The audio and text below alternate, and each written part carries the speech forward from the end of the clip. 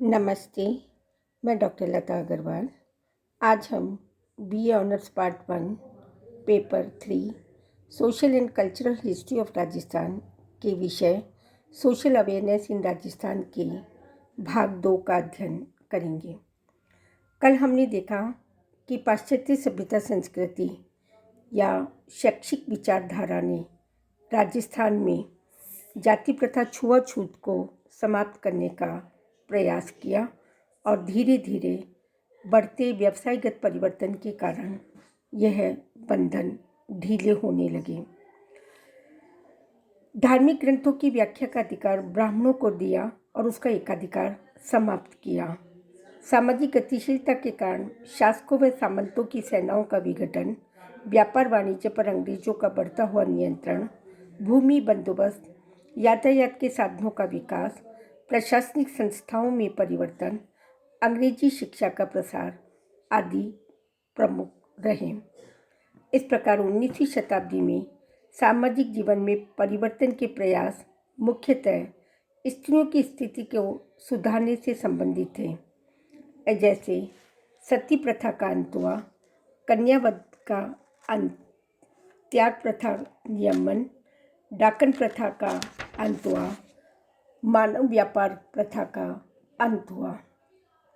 British अधिकारियों ने राजस्थानी शासकों पर दबाव डालकर इस प्रथा को समाप्त करने का प्रयास किया। इस प्रकार 19वीं शताब्दी के अंत तक मानव व्यापार की प्रथा धीरे धीरे लुप्त होने लगी। इनके साथ साथ सामाजिक संस्थाओं ने भी इसमें अहम भूमिका रही। देश हितैषणी सभा 19वीं शताब्दी में विभिन्न राज्यों के सामंतों के समक्ष आर्थिक कठिनाइयाँ उत्पन्न होना शुरू हो गई और सामंतों के आय के स्रोत सीमित होने के कारण उनके पुत्रियों का विवाह उच्च कुल में करने की कठिनाइयाँ बढ़ने लगीं। अतः विवाह खर्च में कमी करना आवश्यक हो गया।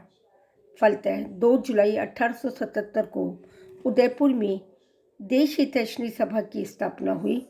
इस सभा ने राजपूतों में उत्पन्न विवाह संबंधी कठिनाइयों को दूर करने के लिए 2 प्रकार के प्रतिबंध लगाए।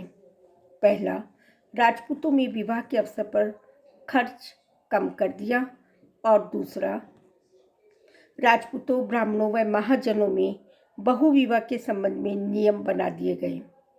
त्याग केवल उन्हीं राजपूतों द्वारा दिया जाएगा जिनकी वार्षिक आय 500 रुपये से अधिक होगी और त्याग की राशि वार्षिक आय के 10% से अधिक नहीं होगी।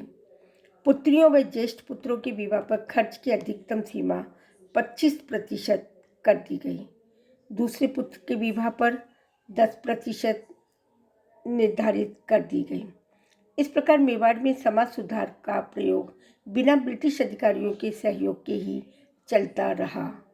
देश हितैषणी सभा के नियमों ने विभिन्न राज्यों में शादी, विवाह और त्याग का खर्च कम करने के पक्ष में एक अनुकूल वातावरण तैयार किया।